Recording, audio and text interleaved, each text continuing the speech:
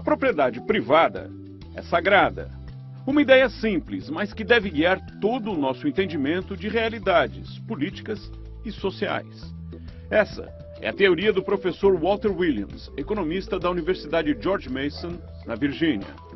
Para ele, o livre mercado é o melhor instrumento regulador de qualquer tipo de relação, seja humana ou mercantil. Segundo ele, quanto menos interferência do governo, em qualquer área, melhor. Uma prisão indevida, ou a tortura, por exemplo, ele vê como atentados contra um tipo de propriedade privada, o seu corpo. A repressão política ameaça outras propriedades, como o direito à livre expressão e à livre associação. Com esse mesmo raciocínio, Williams questiona os resultados e a eficácia das chamadas ações afirmativas e das cotas raciais nos Estados Unidos, que começaram a ser implementadas no fim dos anos 60, durante o governo de Richard Nixon. Ele vai além. Diz que os negros dos Estados Unidos, ele é contra o uso do termo afro-americano, se prejudicam porque essas ações afirmativas reforçam os estereótipos raciais e desestimulam a iniciativa própria. Com fama de encrenqueiro quando jovem, o professor Walter Williams se rebelou contra a obrigatoriedade de servir ao exército. Foi parar na corte marcial por ter sido um dos primeiros a questionar as leis Jim Crow, um conjunto de leis segregacionistas que vigoravam no sul dos Estados Unidos até 1964, antes de serem suspensas pelo famoso Ato dos Direitos Civis. Foi esse ex-encrenqueiro, hoje respeitável senhor de 74 anos, que recebeu a equipe do Milênio em sua sala, na Universidade George Mason. Professor Williams, Yes. when you were a private in the United States Army, you were an activist against Jim Crow. You wrote letters to the White House. Why did you do that? Well, I've always been a radical, and I've always valued individual liberty. And what I saw as, this is like in 1959, and I was sent to Fort Stewart, Georgia, which is in the southern part of the United States, and there was gross discrimination, and I felt I had to take it on. Good results, bad results. I think you almost got court-martialed because No, of I that. did get court-martialed, but I won. Yeah, they set me up. I was quite a troublemaker, and so they framed me, and so. But however, I had some evidence, and I made a fool out of the company commander, who indeed brought court-martial charges against me. What was your argument, not only against the commander, but what was your argument in the letters? My argument was, essential argument was, is that what obligation do I owe to defend the country if I do not have the same rights as everybody else has? And that was essentially the argument. And I saw that I did not have the same constitutional guarantees as everybody else did, and I wanted to know what was my obligation in light of that. You were a distraction. You were a problem for your superiors. Yes, I was a troublemaker. And then, but however, I was drafted. Matter of fact, I don't call it a draft. I call it a confiscation of labor services. That is, I was driving a taxi cab in Philadelphia, making good money, $400 a month, which was very good in 1959, and then I got a letter which essentially said, you're going to stop making $400 a month and start making $68 a month. And normally people don't switch voluntarily in that direction, so they're just taking my labor services. You have, for many years, defended the theory that laws of affirmative action actually started with Lyndon Johnson, 65, if I'm not wrong. No, actually, no, it started with Richard Nixon in 1968. Richard Nixon pushed that was the first time we had affirmative action legislation written in our country. First executive order wasn't in No. We didn't call it affirmative action. Affirmative action arose during the Nixon administration. You grew up in Pennsylvania, in Philadelphia. In Philadelphia, in a poor neighborhood. Yes. You grew up during the Jim Crow laws. the discrimination against blacks in the United States was pervasive. It lasted forever and essentially prevented many segments of the black population from having the tools necessary to advance. You don't think that giving those tools as an advantage is correct?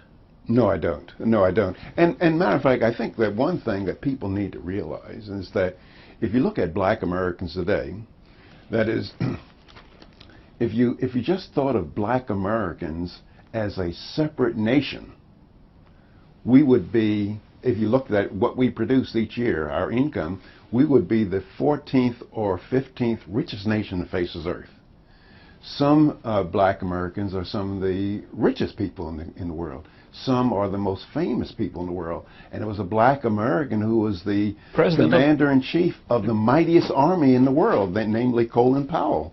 And now we have a president. Now, the point is, the significance of this is that if you go back to 1865, when the Civil War was over, neither a slave nor a slave owner would have believed that this kind of progress would have been possible in a little bit over 100 years. Now, and that speaks well of a nation where these gains were possible. They would not have been possible anywhere else in the world, and it speaks very well of the intestinal fortitude of a people who made these gains. So let's take your timeline.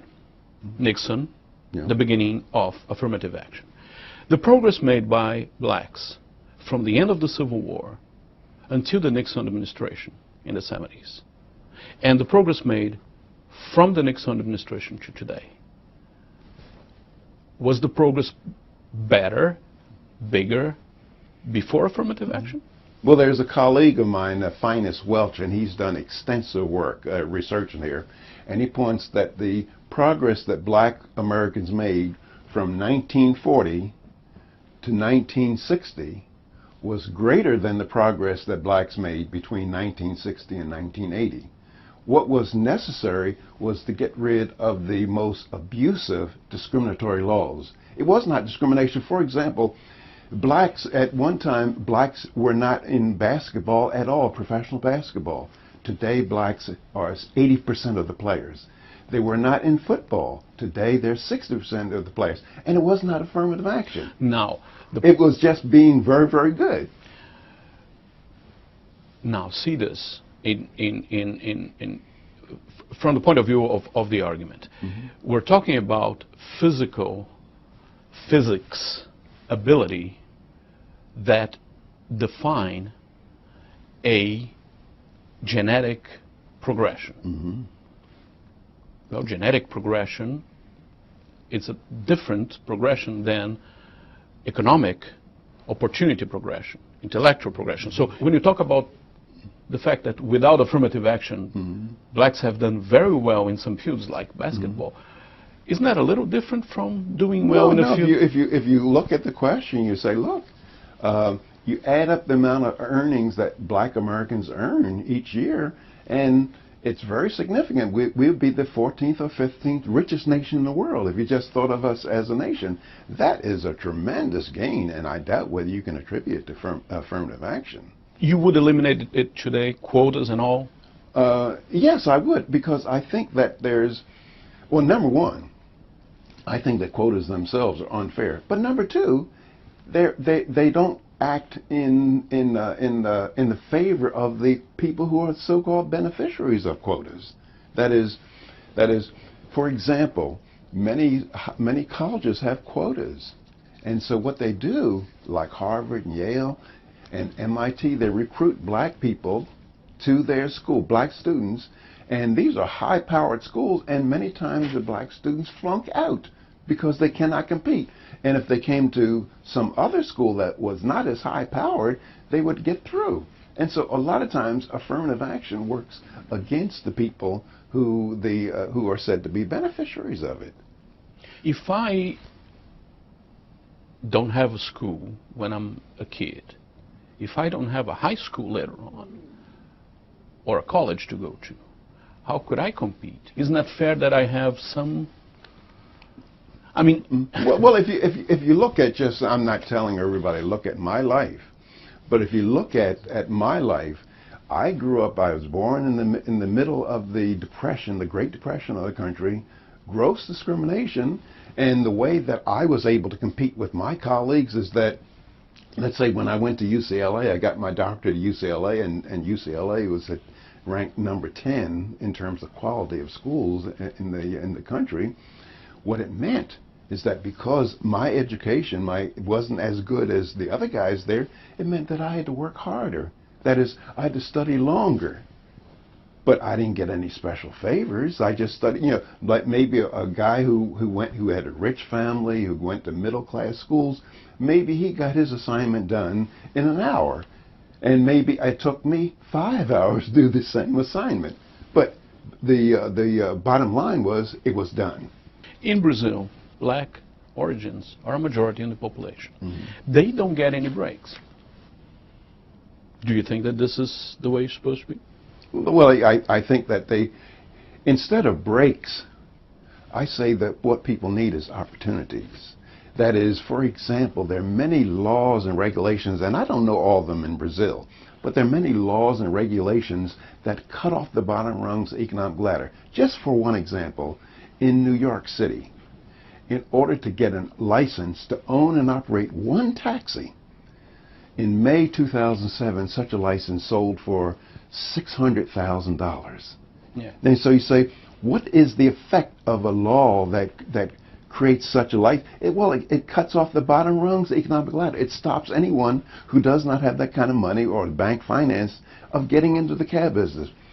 Minimum wage laws, Davis-Bacon, like in the United States, laws that set minimum wages, it discriminates against low-skilled people getting a hold onto the economic ladder. So what I propose for people, not only in the United States, but around the world, is that we have a free enterprise system, voluntary, peaceable exchange. And you don't think that anybody would argue or counter-argue that affirmative action helped that? If affirmative action did not help that. Affirmative action did not. That is, if you say, again, you're going back to the statistics, you do a before and after on affirmative action, you see the progress and the gains that blacks made were greater before affirmative action than after. You are a firm proponent of laissez-faire in economy. Yes. We have a vast deregulation of the financial system in the 90s and the 2000s, as a matter of fact. In 2008, there was an enormous crisis because there was no control of the securities that were backed by mortgages and so on and so forth.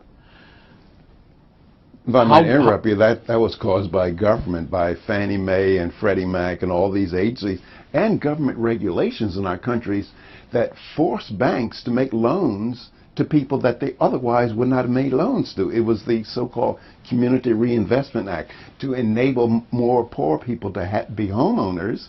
They forced banks to make loans to people that the banks would not have voluntarily made loans with, and that's a large portion of the so-called subprime crisis in our country. But it was not an obligation; it was an option. Oh no! They told the bank, if you're a banker, they said, look, if you want to open another branch, if you want to get permission to open another branch in the bank, you have to show us that you've made loans to poorer people or black people or minorities. You have to prove to us that you've made loans. And it was kind of blackmailing the banks. And the banks were willing to take that kind of risk because they knew that the government would bail them out. You believe that the crisis in 2008 was not caused by deregulation? It was caused by government. That most crises, economic crisis you see in our country and around the world is caused by government. That is, it's government regulations. The deregulation that you propose is pretty widespread, including in terms of freedom of speech, civil rights. You don't see the need to regulate any of that. Well, I think that the kind of regulations that one should have is those kind of regulations and laws that prevent me from forcing you to do things that you don't want to do. That is, there should be laws to stop me from robbing you. There should be laws to stop me from engaging in fraud, and so far as my fellow man. But laws that restrict and regulate peaceable voluntary exchange, I'm against. You, for instance, see no need to have any anti-discrimination regulations or laws or whatever you have it in a place that receives no public money. Yeah, right. Yeah. Because So I am free to discriminate. Yes. If I have my company. Well, because I so value freedom of association. And when you say you believe in freedom of association, you have to be a person to allow people to be free to associate in ways that you find despicable. That is the true test of one's commitment to say. Ku Klux Klan was a free group of associates. They engaged in violence. They engaged in violence. They were killing people. Right. I'm against that. I say I believe people ought to have the right to engage in peaceable voluntary exchange. On that reasoning, you're parting from the principle that the person who is using the freedom of speech to say things you hate will just do that and stay there. What if that person, the objective is an entirely different one, is to use the freedom of speech to then later on limit your freedom of speech? Well, that's wrong. That's wrong. But it happens. That should not be allowed. And for example, think about this kind of discrimination. Would you allow it if you were the governor or the president? When I was choosing a wife to marry in 1960, I did not give white women an equal opportunity to marry me. I didn't give Brazilian women equal opportunity to marry me. I discriminated and kept my choices to black women. Should I be able to freely associate that way? Yes, you should. Okay, that's discrimination. Evidently, what I'm suggesting is that discrimination, racial discrimination, would tend to die in and of itself unless it's backed by some kind of law. How moral is it for one to say, look, let's help individual D today by punishing individual C today for what individual A of yesterday did to individual B of yesterday. Now, what I mean there is that let's punish, you're saying, let's help a black today by punishing a white of today for what a white of yesterday did to a black of yesterday. That's not a very, very good system for me. And by the way, I might add that Brazilian blacks, they should be far ahead of American blacks. Why aren't they? Well, I think because they're not, the society in Brazil is not as free. Of course not. Discrimination still exists. No, I don't mean that sense. I mean, it is true. Well, yes, but I mean in terms of regulation of economic activity. Discrimination is insidious. It doesn't need to be in the laws. It doesn't need to be written. It just needs to be exercised. It exists in Brazil, has always existed. Well, I understand that it exists everywhere. It exists in the United States. But I'm saying that economic liberty lessens the pressure of racial discrimination. That is, for example, when people are able to make laws regulating, as I gave you the example of the taxi cab industry, when they're able to make laws, well, then that strengthens racial discrimination. But if you say, look, anybody can get in the cab business who wants to. Because one could understand your information by saying, I don't know, Brazilian blacks are lazy. Why they didn't do so well? I wouldn't give that as a reason. Why would it be? Well, as I just said, because of the economic regulation, that is the lack of economic liberty in Brazil. That is traditional with Brazil. Economic freedom is, in your opinion, the way.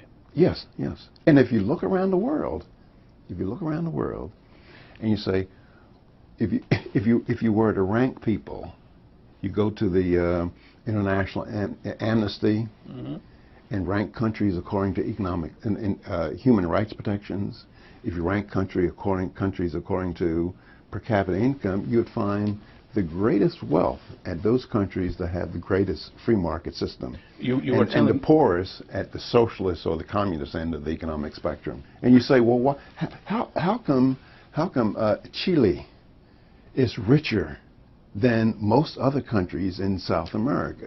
It's because not that they have great political freedom under Pinochet, they had greater greater economic freedom. And if you say, how come South Korea is richer than North Korea? It's because they have greater economic. How come West Germany was greater than richer than East Germany? It's because they had greater economic freedom. You have a black president in the United States, first time. Is he going to be a success in the post? I don't believe so. Why not? I believe he's going to be like Jimmy Carter. It's going to be a failed presidency, and I think that's not very good for the first black president. Why is it going to be a failure? Well, if you look at the health care pill that nobody wants, that very few Americans want. If you look at our position in foreign diplomacy, and if you look at the economic problems that the president is dealing with. What about the economic problems he inherited? Well, but you can only use that excuse for so long.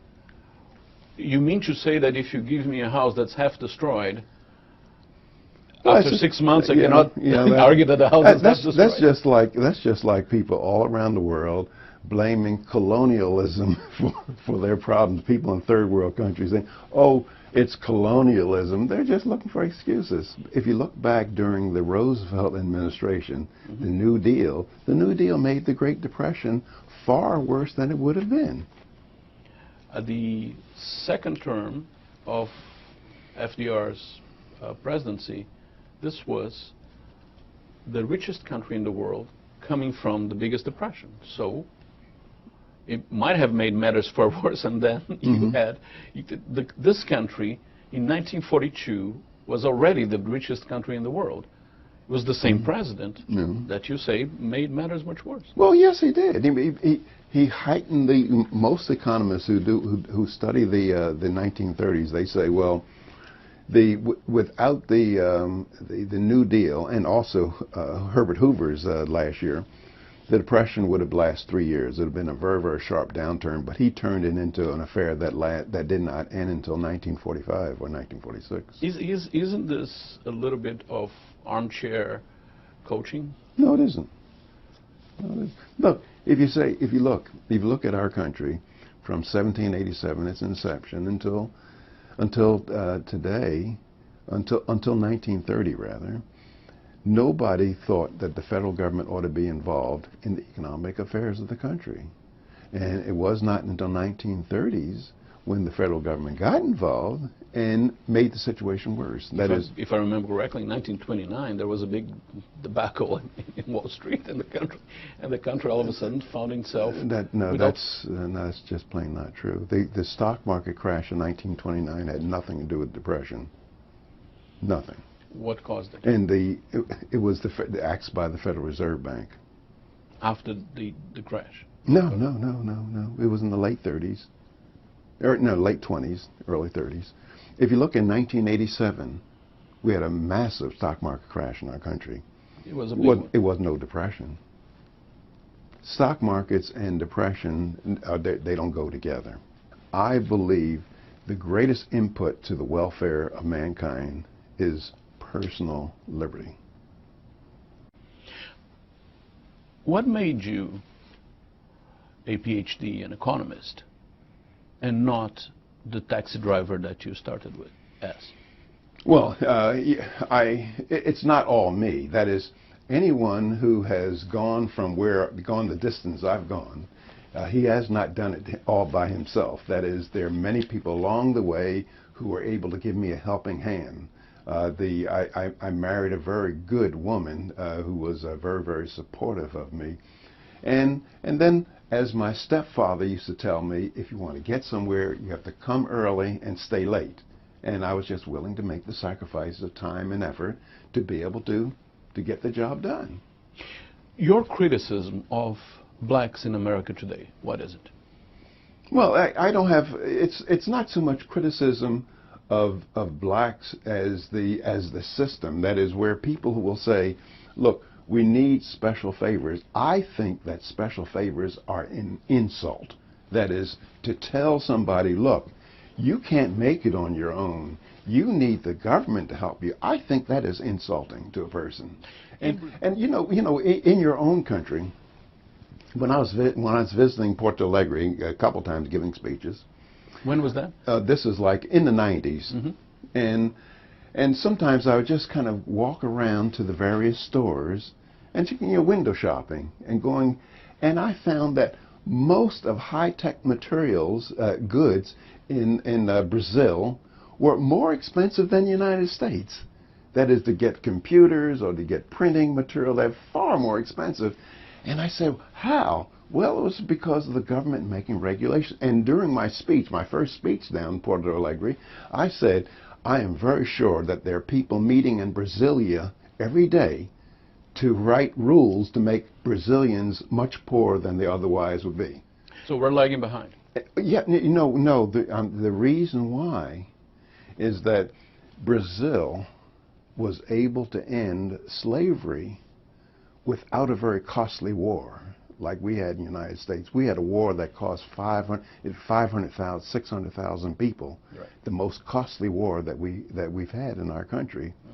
And Brazil and many of the Caribbean islanders, they were able to end that ugly institution of slavery without the kind of violence that we had in the United States. So on that basis, I'm saying, if I were a man from Mars, looking back, I would say, well, Brazilian blacks ought to be far ahead than American blacks. You're telling me that if in Europe, the Roma, mm-hmm. or in Israel, the Palestinians, and in Cisjordania, the Palestinians, mm-hmm. were to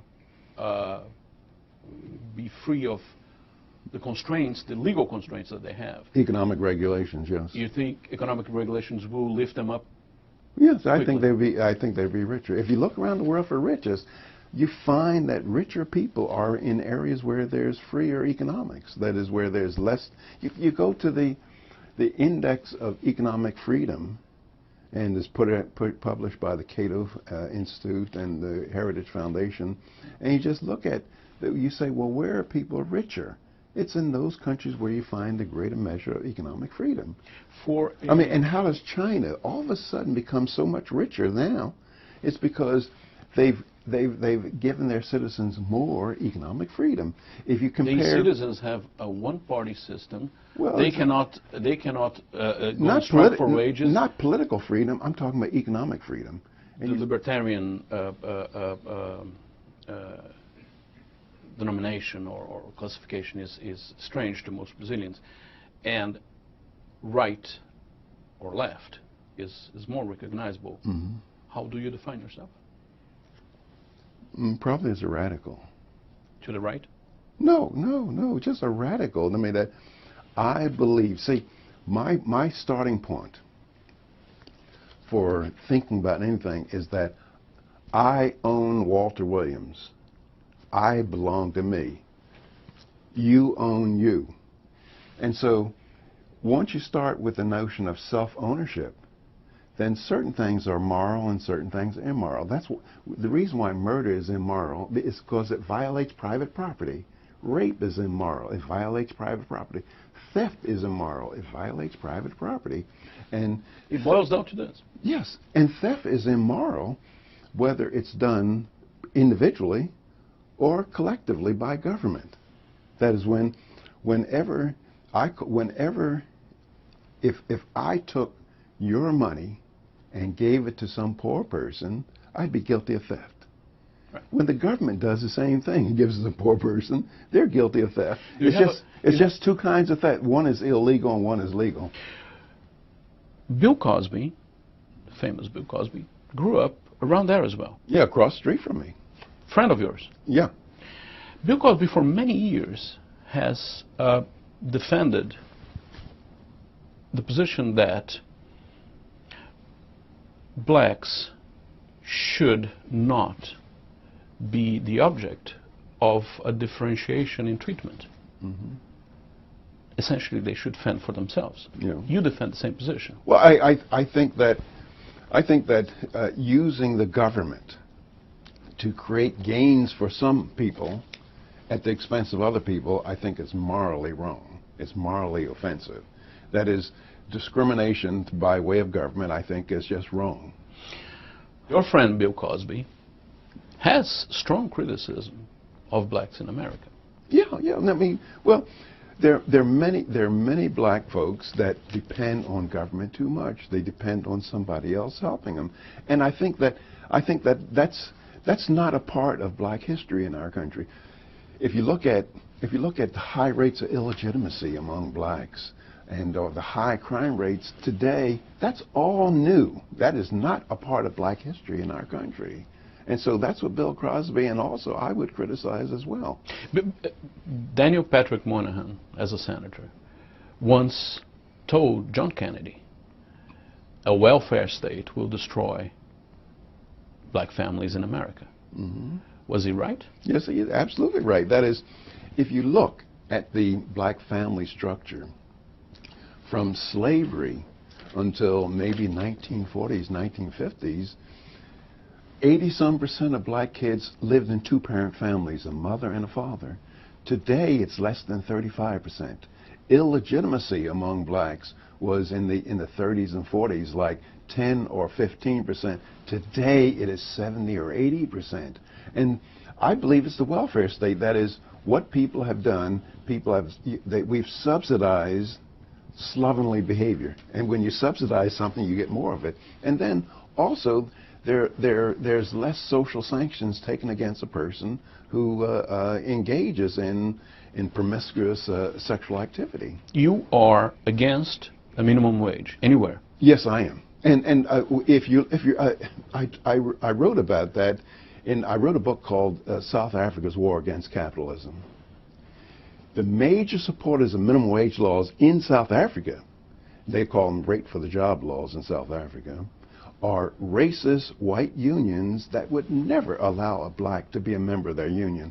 And their stated reason, and this is, I give many quotations in the book, their stated reason is to protect white workers from having to compete with low-skill, low-wage black workers. That is, if white workers are getting $5 an hour and under the apartheid system, and black workers are willing to work for $1 an hour, who is the employer going to hire? He's going to hire the black worker because he wants more profits. And so if the white workers can get a law saying you have to pay blacks and whites the same wage, then employers will discriminate against blacks because it doesn't cost them anything. If we go back in history, at one certain point, a vast majority of the population of the Roman Empire was slave. Mm-hmm. If from one day to the other you turn all the slaves into free men, what opportunities should you give them, or should they look for, in order to, what is the same situation that happened at the end of the Civil War, or when slavery was abolished in Brazil? How do you take a population that has been put down, has been kept uneducated, has been brutalized, how then do you bring them to an economic function in society? What you do is that you eliminate all these restrictions that I just talked about, all these government regulations, and then just let time take care of it. I mean, it's just like, for example, it's the same reason, like at one time, as I suggested earlier, blacks were not allowed to be in professional basketball.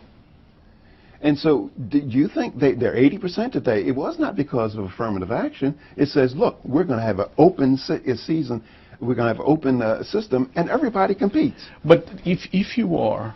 And so the same thing applies to chemistry, physics, or medical profession. If you say open the system and let everybody compete, they're not going to change overnight. It's not going to be overnight. But that's the point. It is, in theory, one thing to reason this way. The other thing is, if you are a freed slave and your kids are small, how long will their kids, have to wait without any help to arrive to the same level of the society that was oppressing you? Well, we 3 generations, 5. Black Americans did that in a little bit over a century. That is, most black Americans today are middle-class Americans. Most black Americans. There's a large percentage that are poor, 30-some% maybe, but most black Americans are middle class. That was not true after in 1865 when the Civil War was over.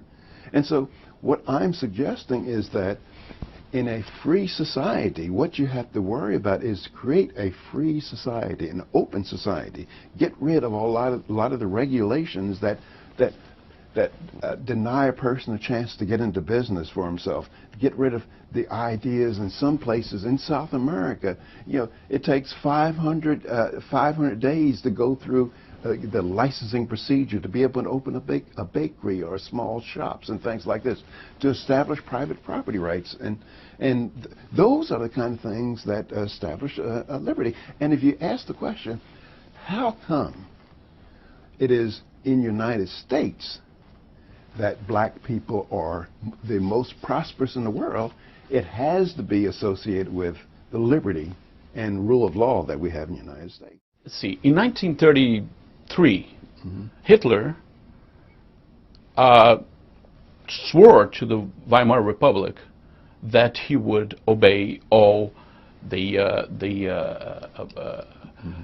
laws and principles of democracy. Well, some years later, he was authorizing Kristallnacht. Right after that, he was invading Poland.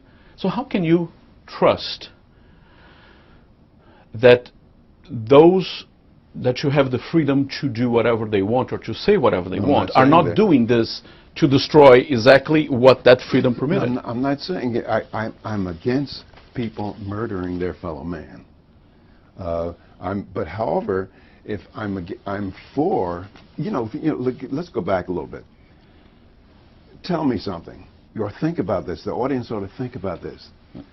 What is the true test of a person's commitment to freedom of speech?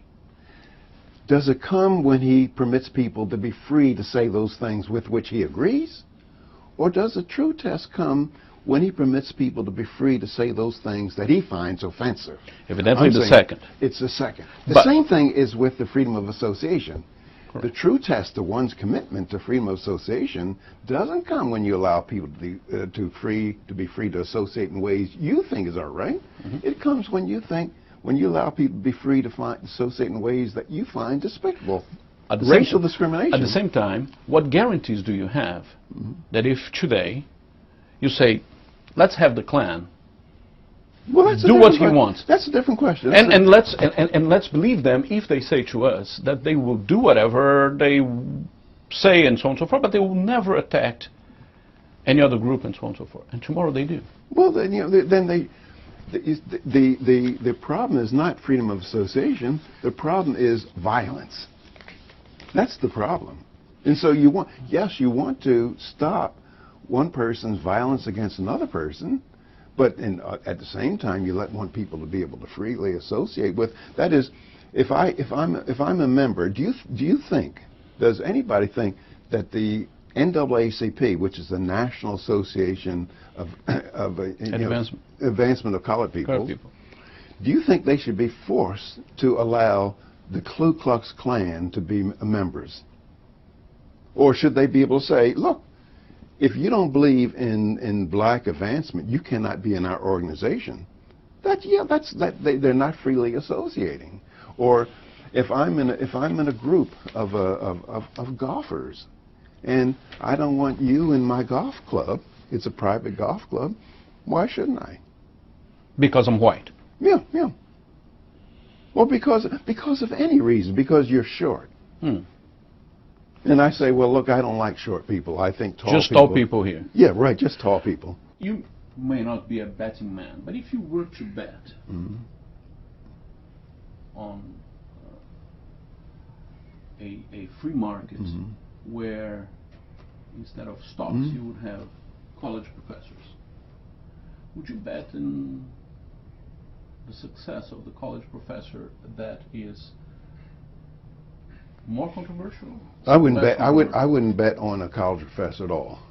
I mean, I think I wouldn't bet on the. I think that intellectuals have messed up this world. You are one. With their yes, I'm an intellectual, but I think intellectuals have messed up this world. The poor guy driving the taxi cab, he has no power whatsoever. Nobody listens to his ideas, and so. But with intellectuals, people listen to our ideas, and many times they shouldn't listen to our ideas at all. Yours included. Yeah, mine included. Why? Because I think what you need to do, you have to have independent thought. I mean, but intellectuals are able to. Politicians listen to intellectuals, and then politicians make rules and regulations. Politicians don't listen to cab drivers. It's not cab drivers down in Congress. It's college professors, and it's intellectual elite. And that is not changing lately with the advent of the social networks, the internet. Oh, I think that's a good thing. Yeah, it's changing. I think that's a good sign. What was your biggest surprise with what has been happening in the Middle East, if any? I don't know. It's part of the world that does not respect individual liberty. Matter of fact, most of the world, in most of mankind's history, has been subject to arbitrary abuse and control by others. Personal liberty is relatively rare in human existence.